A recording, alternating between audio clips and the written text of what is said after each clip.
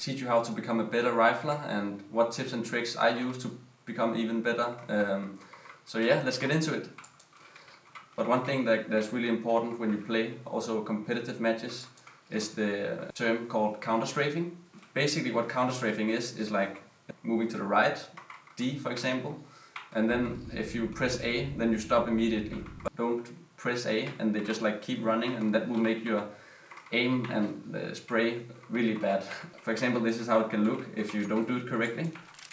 You will have to, like, for example, go to the side, and then when you shoot, it won't be like that precise. If you want to do it really correctly, then you have to like always press like the opposite button of what you're pressing. So it can look like a bit like this.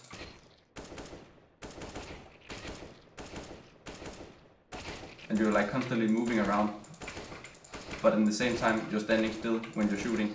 So that's a really important concept to remember. Another important thing that you really want to try and avoid is obviously getting shot when you're playing. So an important term that we're using a lot on our team, and a lot of top team is actually using, is the term called Jiggle peeking.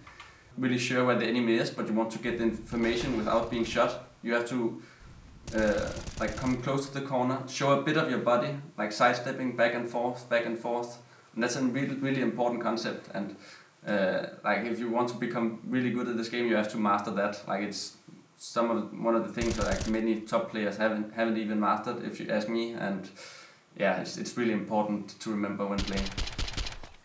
Yeah. In CS there's like two different main ways you can shoot an enemy, and that's spraying and tapping.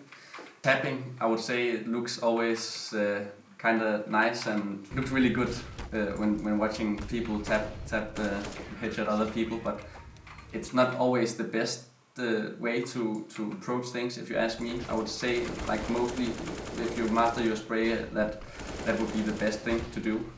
But there is some special cases where headshotting can, like going for the tap, can be better.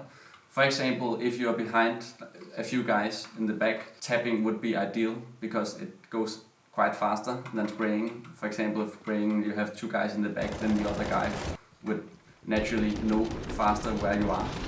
So it depends a lot on the situation, but so tapping is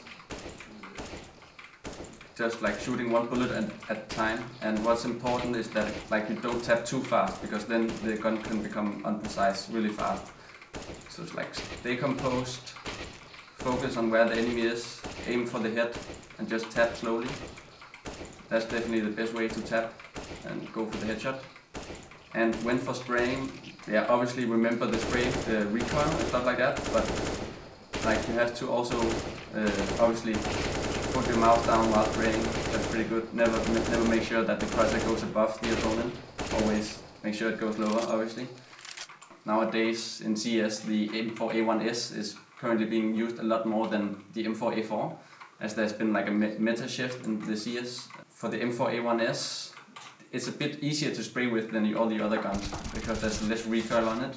Going for the head nowadays is like kind of harder. Like the M4A1S is so viable to just spray because it only needs 3 bullets to kill the enemy, while the other weapons need 4 bullets.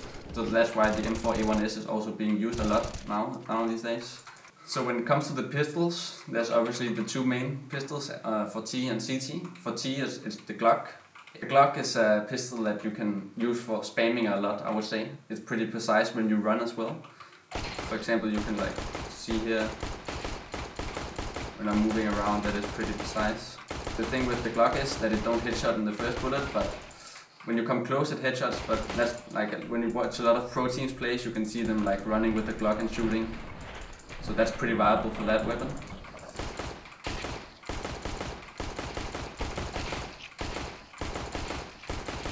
And when it comes to the other one, the USP for the CT side, it's not as precise when running, but it has the benefit that it headshots first kill.